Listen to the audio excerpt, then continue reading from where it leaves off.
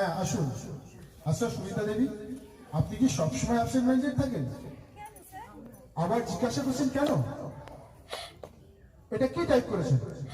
ভুল না ভুল না হয় একবার হয়েই গেছে স্যার, তাই বলে এরকম বলছেন কেন? কি কি বললেন আপনি?